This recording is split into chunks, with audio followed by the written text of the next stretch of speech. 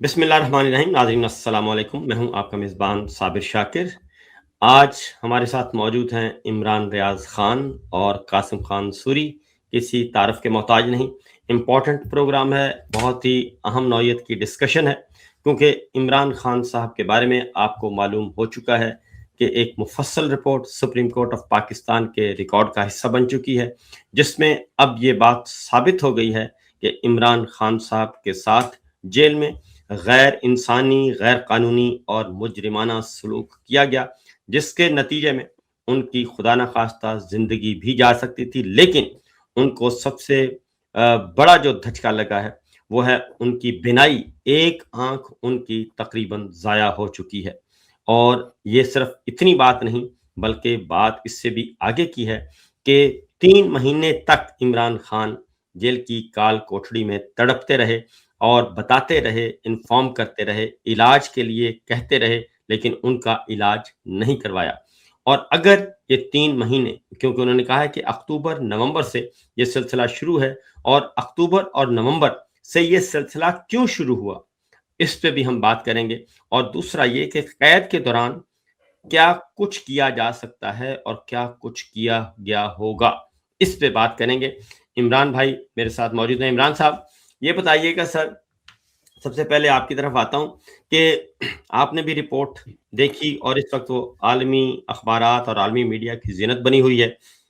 तो क्या किया होगा इमरान खान के साथ? साबिर भाई, इमरान खान उनकी कैद में है और इमरान खान से कोई मुलाकात भी नहीं कर पा रहा। उनकी फैमिली को नहीं मिलने दे रहे, डॉक्टर्स को नहीं मिलने दे रहे, बच्चों को बात नहीं करने दे रहे।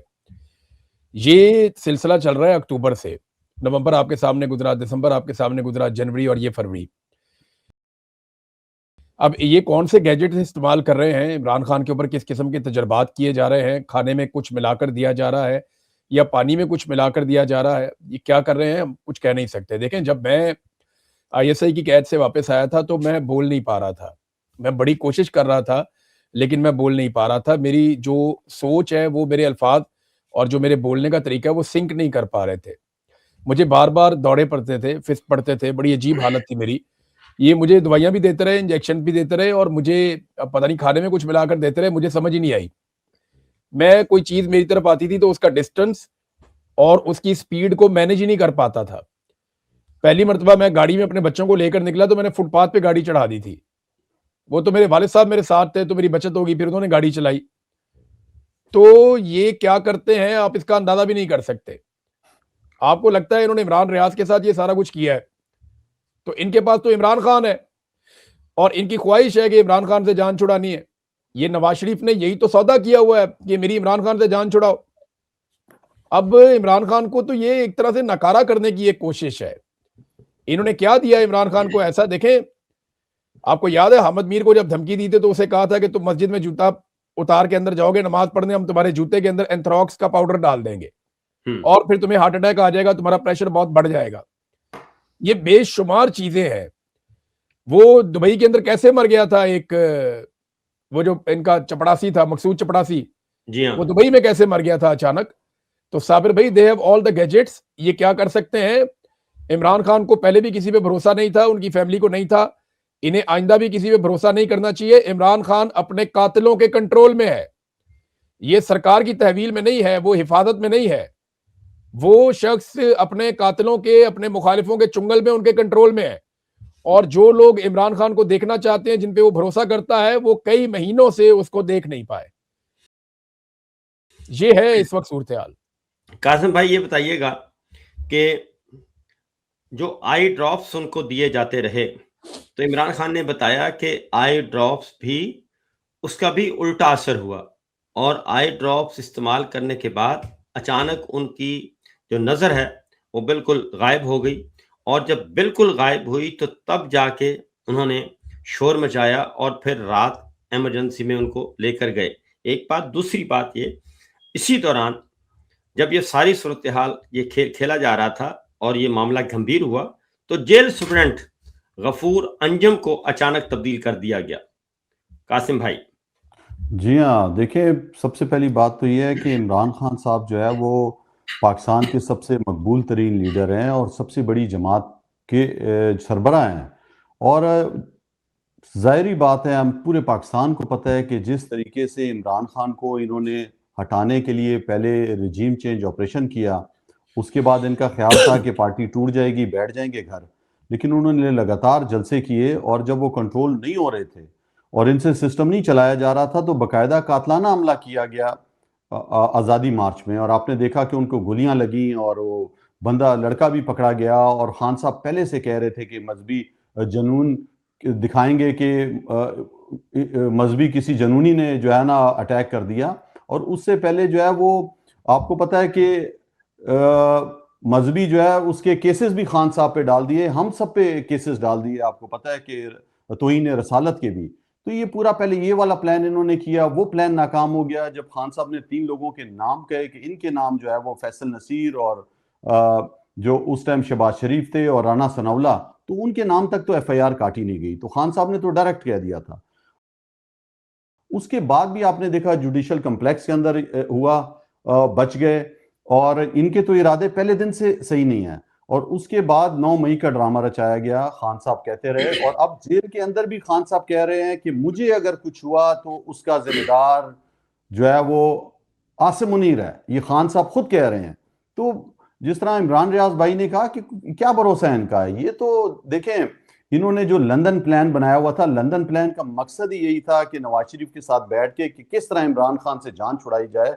और ये इतना पॉपुलर हो गया है, इसने तो हमारी खानदानों की सियासत खत्म कर दी है, पीपल्स पार्टी की भी और मुस्लिम लीग नून की भी। तो मैं समझता हूं कि अब जो दोबारा एक्सटेंशन मिली है आसिम मुनीर को, तो उसकी कुछ शराइत हैं। और शराइत यही है, जो आपको पता है खौफजदा बुज़दिल आदमी है नवाज शरीफ, जो है वो डर के बैठा हुआ है। वो तो अल्लाह माफ करे ब्रांड का एक, अभी मैं उसको क्या बताऊं, फोबिया हुआ है। तो ये इमरान खान जो है उसकी जिंदगी बहुत सीरियस जो है वो इस टाइम खतरे में है। और आंख देखें, एक ऐसा पार्ट है जिस्म का जो बहुत कीमती पार्ट है। और सेक्शन 332 और 333 के तहत अगर कोई किसी की आंख को नुकसान पहुंचाता है, और इमरान खान साहब इस टाइम सरकार के उसके हवाले हैं, कैद के अंदर हैं, तो 10 साल की सजा है। आपको पता है जिसकी गलती की वजह से अगर किसी दूसरे की जो है वो आंख जाया हो जाए, तो 85% तो आंख जाया हो गई है।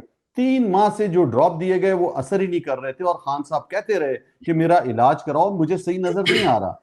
तो मैं समझता हूं कि ये बड़े घटिया, नीच और गिरे हुए लोग हैं। ये इनके कोई इंसानियत नहीं है, कोई इंसानी हकूक नहीं है। यहाँ पे जो है वो जबर है, बदमाशी है। और ये जो रजीम है ये डर के खौफ में इतनी ज्यादा खौफजदा हो चुकी है कि वो हर हद तक जाएगी। तो मैं तो इस टाइम जो है वो बिल्कुल समझता हूं कि पूरे पाकिस्तान को सोचना चाहिए कि उसका मकबूल तरीन लीडर, वो शख्स जिसने पाकिस्तान को 3 अस्पताल दिए हुए हैं, आज जिसने लोगों की आंखों का ऑपरेशन किया और उसको हकीकत दिखाई, आज उसकी अपनी आंख जाया हो रही है। और यहाँ पे जो है वो ये वाले इल्जामात लगा रहे हैं, बल्कि उल्टा ये कहानी शुरू कर दी कि डील हो रही है कि लोग खामोशी से बैठ जाएं। तो कोई डील नहीं हो रही। आज भी इमरान खान ने कहा है कि मर जाऊंगा लेकिन बाहर नहीं निकलूंगा। जी हाँ। पहले इमरान भाई, ब्लड टेस्ट बुनियादी तकाजा, अगर इनका दामन साफ होता तो डॉक्टर्स को एक्सेस दी जा सकती थी। डॉक्टर्स को एक्सेस नहीं दी गई। उस रात बुलाया भी गया लाहौर से डॉक्टर आसिम को और खुर्रम को, लेकिन उनको अंदर जाने की इजाजत नहीं मिली।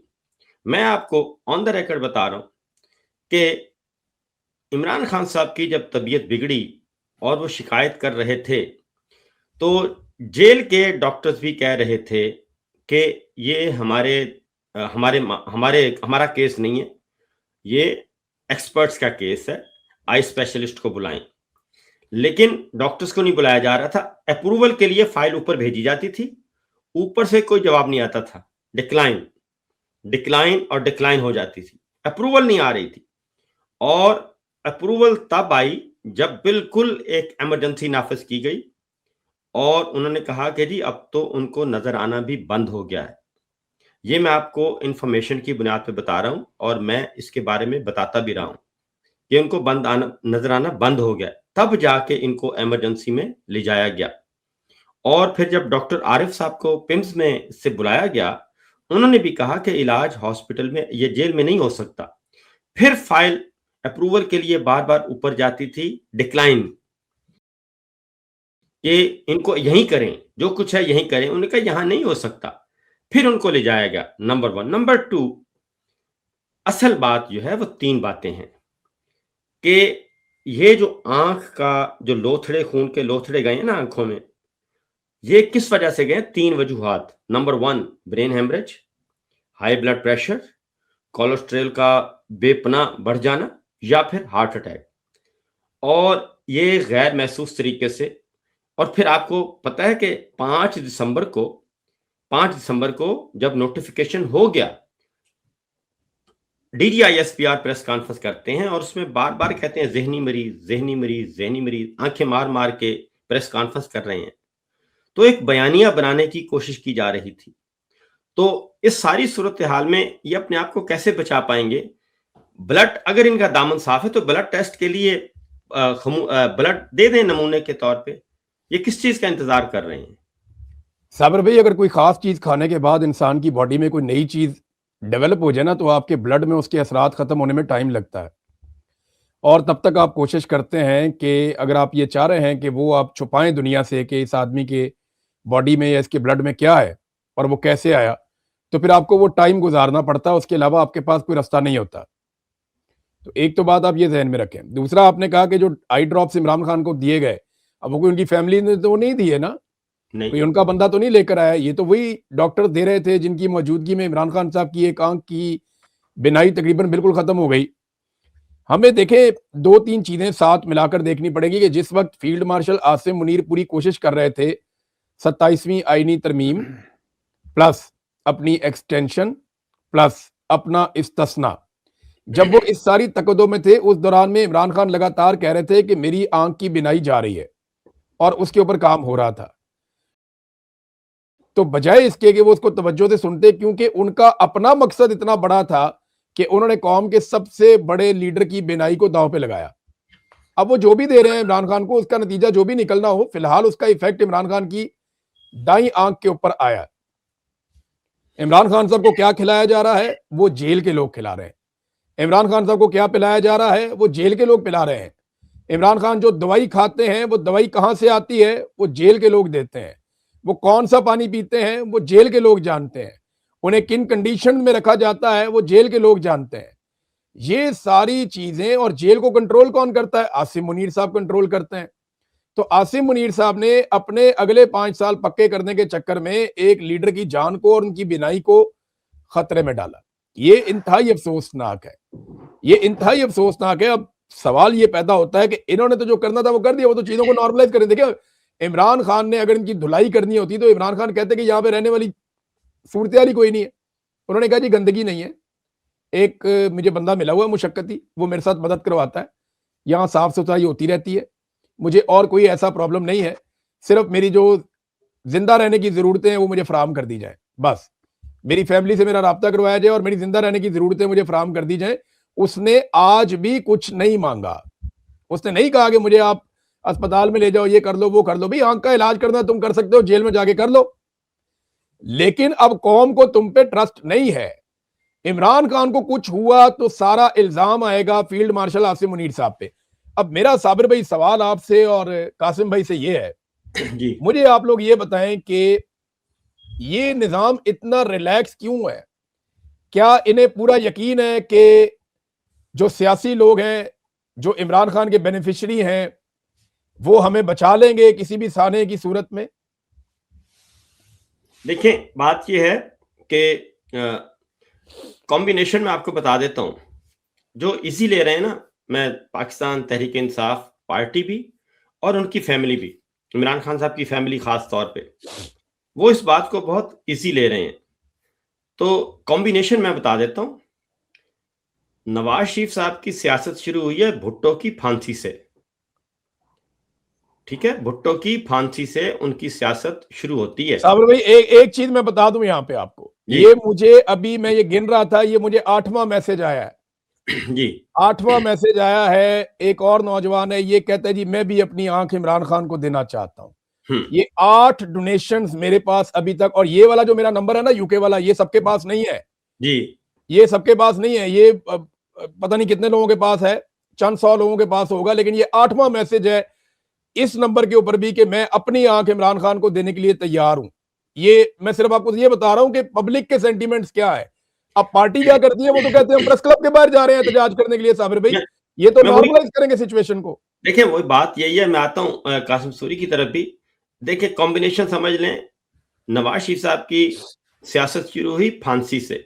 जिया साहब थे, ठीक है, और उन्होंने कहा कि बिल्कुल ये मेरा है, बहादुर बेटा है जी, मेरा मुंह बोला बेटा। तो वहां से शुरू होता है। अब उस वक्त थे जियाउल हक साहब, नवाज शरीफ साहब और भुट्टो। और अब कौन है? आसिम मुनीर साहब हैं। वही जियाउल हक साहब की तरह वही इस्लामी माइंड और वही उसी तरह का बयानिया बनाने की कोशिश करते हैं। वही शरीफ फैमिली है, सिर्फ नवाज शरीफ नहीं है, अब उनके साथ शहबाज शरीफ भी हैं, मरीम साहिबा भी हैं, और अब सामने है इमरान खान। अगर इन्होंने इतना इजी लिया, मैं आपको मुख्तसरन 5 एक्सटेंशन होने के बाद की बात बता। आफ्टर रिटायरमेंट जब इनकी एक्सटेंशन हो गई, नई अपॉइंटमेंट हो गई, तो दोनों अपने दोस्तों के साथ जनरल फैज हमीद को सजा सुना दी गई। डिमांड थी इमरान खान को तोशाखाना और बुशरा बीबी को तोशाखाना में सजा सुना दी गई, ये उनकी डिमांड थी। मुझ समेत 3 सहाफियों को 85 साल सजा सुना दी गई, ये उनकी डिमांड थी। शहजाद अकबर पे 3 दफा हमला हुआ, ये उनकी डिमांड थी।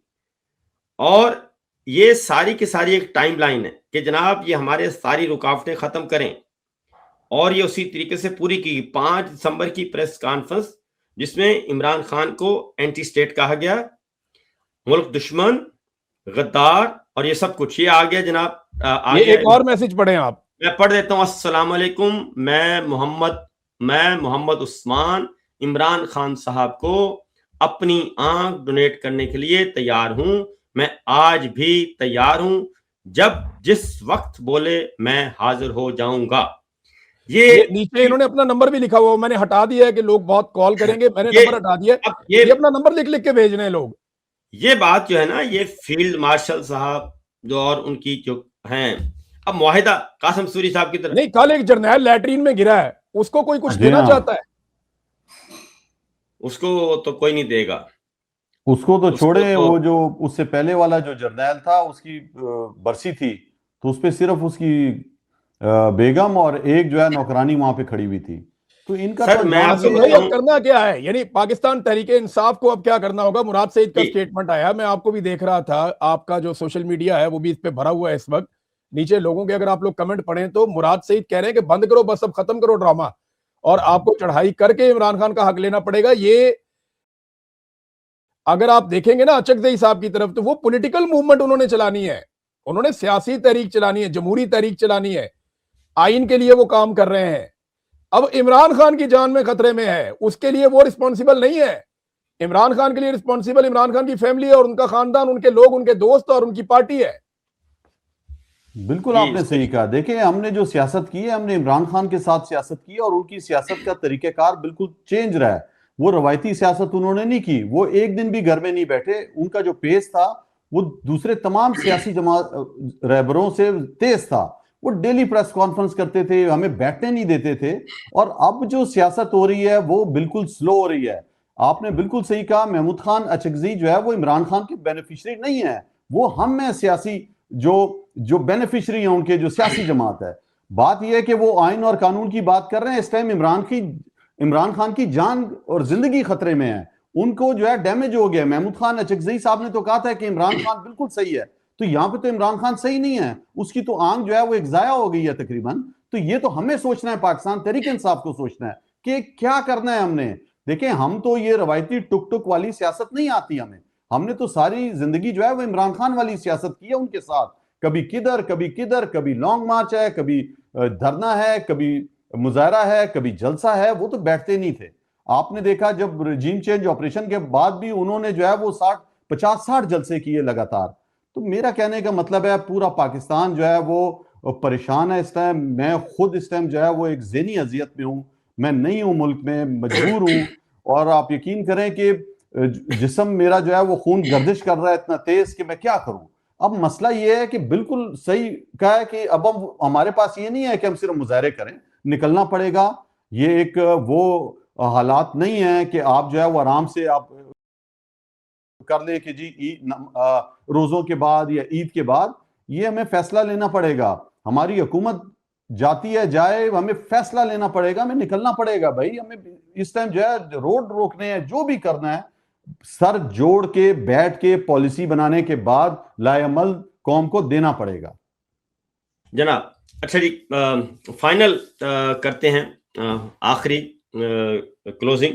इमरान भाई, अब बकाट तो सारे सामने आ चुके हैं, इनके अज़ाइम भी सामने आ गए हैं, तो मुझे तो नहीं लगता कि अब इमरान खान साहब की फैमिली को ख़ास तौर पे किसी किस्म का कोई एतबार करना चाहिए किसी पे। और आज भी याह्या खान अफरीदी साहब ने मुलाकात का हुक्म सादर नहीं फरमाया, क्योंकि इमरान खान साहब की फैमिली जाएगी तो ही सही बातें आएंगी। क्योंकि अभी भी सलमान सफदर साहब ने जो ऑफ द रिकॉर्ड कुछ बातें बताई हैं वो बहुत ज़्यादा होलनाक हैं रिपोर्ट से हट के, क्योंकि उनके पास एक लिमिटेड स्कोप था। उन्होंने बताया वो तो ज़्यादा खतरनाक और खौफनाक बातें हैं, तो अभी भी एक्सेस तो नहीं दी जा रही उनको। साबर भाई, सच्ची बात तो ये है, मुझे आज बहुत तकलीफ है, तो ये सच है, इसको मैं छुपा नहीं सकता। मेरा काम चाहे जर्नलिज्म है, चाहे मैं कोई भी काम करता हूं, आज मुझे बहुत तकलीफ है। एक इतने बड़े आदमी को बोनों ने मिलकर मारा है। इमरान खान, आसिम मुनीर के 1000 जैसे लोग पैदा हो जाए ना, तो एक इमरान खान नहीं बन सकता। नवाज शरीफ जो है ना, वो 25 दफा जम के मर जाए ना, फिर भी वो इमरान खान नहीं बन सकता। ये शहबाज शरीफ जैसे पूरे पाकिस्तान में आप भर दें तो इमरान खान नहीं बन सकता। वो इतना बड़ा आदमी है। इन बोनों ने उसको बंद करके मारा, और इमरान खान सजा इस बात की नहीं काट रहा कि वो करप्ट है। वो इस बात की सजा नहीं काट रहा कि वो इस मुल्क का मुजरिम है। वो इस बात की सजा काट रहा है कि जिनके लिए वो लड़ रहा है वो बुज़दिल हैं। मैं बड़ी मादरत के साथ, ये अल्फाज बड़े सख्त हैं, लेकिन ये बात सच है। जो इसके बेनिफिशरी हैं, जिन्होंने उसकी ज़ात से फ़ायदा उठाया, जिनके लिए वो लड़ा, वो लोग बुज़दिल हैं। साबिर भाई, खुदा की कसम, थोड़ी-थोड़ी मार खा लेते ना, तो ये मामला यहाँ तक पहुँचता ही ना। सब चाहते हैं कि कोई और मार खाए हमारे हिस्से की। यानी इमरान खान सबके हिस्से की मार कैसे खा सकता है यार? गोश्त पोश्त का बना हुआ आदमी है। एक आदमी, एक इंसान इतना ही लड़ सकता है ना। उसने नहीं बताया कि वो बीमार हो गया, बार-बार उसको प्रॉब्लम्स आई, वो कभी बात ही नहीं करता था। जब आपको दिखाई ही नहीं देगा, आपकी आँख ही खत्म हो जाएगी, तब आपको कंप्लेन करनी पड़ेगी यार, कहाँ ले आए उस आदमी को? और अब ये बेगैरत 2 नंबर टाउट उठ के ये कहेंगे कि जनाब इमरान खान डील कर रहा है।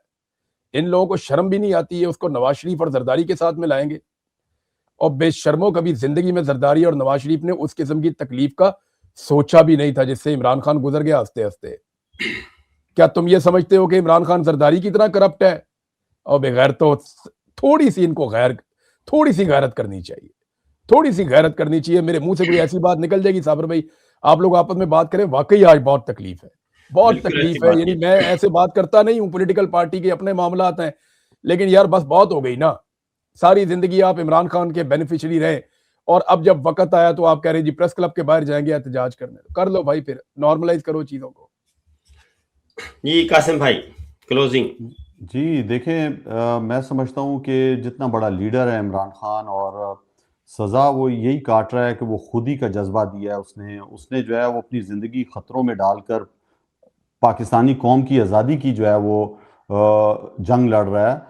और सारी कौम जानती है, उन्होंने जो है ये देख लिया है, मिलिट्री इस्टेब्लिशमेंट की हर हरकत को देख लिया है, हर जलालत को देख लिया है, किस हद तक जाती है, माओ बहनों को नहीं छोड़ती। आज अलीमा आपा रो रही थी अपने भाई के लिए कि देखो, तसलियां दे रहे थे सारे कि कुछ नहीं हो रहा, कुछ नहीं हो रहा, और आखिर जिस चीज का डर था वही हुआ कि आंख कितनी कीमती अज़ा है एक जिस्म का, एक जो है वो जाया कर दी उन्होंने। और इमरान खान आप देखो, वो बता रहे हैं कि बार बार टिश्यू पेपर से उनको पानी टपक रहा था, और वो कह रहे थे कि मेरी आंख जो है इसको सही कराओ, इसके लिए परेशान थे अपनी आंख के लिए। तो आप मुझे बताओ कि ये इस तरह के लोग हैं कि एक उनकी कैद में एक शख्स है, और आप देखें 3 महीने से मिलने नहीं दिया जा रहा, बच्चों से बात नहीं कराई जा रही, टीवी जो रखा हुआ है वो खराब टीवी वहां पे पड़ा हुआ है, वॉशरूम में एग्जॉस्ट तक है नहीं, उसकी छत नहीं है, वहां पे जो है वो गर्मी और सर्दी का इंतजाम नहीं है। आप सोचिए, 2 सेब पड़े हुए हैं वहां पे, जानमाज पड़ी हुई है और एक तस्बीह पड़ी हुई है और 100 किताबें पड़ी हुई हैं। तो वहां पे है क्या, उसकी छोटे से 4 बाय 4.5 का वॉशरूम है। जो हकीकत ये है, जो यूरोपियन जो हकीकत ये है, जी हकीकत ये है कासिम भाई कि वो बाथ के अंदर ही रह रहे हैं, वो टॉयलेट के साथ ही रह रहे हैं। टॉयलेट की कोई दरवाजा भी नहीं है। मेरा हाँ, कहने कोई का मतलब दरवाजा नहीं है, छत आज नहीं है, वो एक ही अपनी छत है जात के उसी लिए सेल कुछ की। नहीं मांग रहे हैं इमरान अच्छा, खान। मैं वो आपको कहते हैं, तो मेरी देखिए सिर्फ ये बात अपील ये होगी कौम से भी सबसे कि देखें, ये इस तरह का लीडर कभी नहीं आएगा दोबारा पाकिस्तान में, ये क्या पूरी मुसलमान उम्मा में नहीं है। ये सर, जिस तरह कह रहे हैं कि हमें निकलना पड़ेगा, फैसला करना पड़ेगा, थोड़ी थोड़ी कुर्बानी देनी पड़ेगी, वरना जो है ये सिस्टम और ज्यादा मजबूत हो जाएगा और ज्यादा सांस बंद हो जाएगा और ज्यादा आवाजें बंद हो जाएंगी। इस तरह का मुकाबला करने वाला एक शौकत खानमी ने पैदा किया है, पाकिस्तान में कोई और इस तरह का जो है वो नहीं पैदा कर सकता। बस मैं क्लोजिंग ये करूंगा कि ये कुछ भी कर लें, मोहतरमा फातिमा जिन्ना की इज्जत आज भी है, लियाकत अली खान शहीद की आज भी है, कायद आज़म मोहम्मद अली जिन्ना और जितने भी हमारे तहरीक पाकिस्तान के कारकुनान थे, रहनुमा थे, जिनको एब्डो के जरिए, प्रोडा के जरिए अयूब खान ने माइनस कर दिया, लेकिन उनकी इज्जत आज भी है और वो कौमी हीरोज के तौर पे जाने जाते हैं। तारीख उनको अच्छे अल्फाज में याद करती है। भुट्टो साहब आज भी जिंदा हैं। और एक बात बता दूं कि आसम मुनीर साहब बड़े ही बदकिस्मत हैं, बहुत ही बदकिस्मत हैं कि उन्होंने अपना पूरा कैरियर, उनका ख़त्म कहाँ पे हो रहा है, इसराइल जिंदाबाद के नारे से। और ये है उनकी बदनसीबी, और ये बदनसीबी उनके साथ जाएगी और रहती दुनिया तक उनको ये जो धब्बा उनके दामन पे लगा हुआ है, ये धब्बा वो सारी उम्र और ताहयात तावफात वो इसको धो नहीं सकेंगे कि उनका बयानिया और उनकी सारी सर्विस जो थी वो सिर्फ इस बुनियाद पे थी, उनके सारे ओहदे, उनका ताहयात इस्तेमाल, उनका 5 साल की extension, chief of defence forces, army chief, field marshal, सब क्या था, इसराइल जिंदाबाद, और बोर्ड ऑफ नेतन में उनकी शमूलियत और गजा में फौज भेजने की यकीन दहानी। तो ए तायर ला होती उस रिस्क से मौत अच्छी जिस रिस्क से आती हो परवाज में कुताही। वाखिर दावाना अनिल हम्दुलिल्लाह रब्बिल आलमीन वमा अलैना इल्लल बलाग अल मुबीन। इजाजत दीजिए, अल्लाह हाफिज।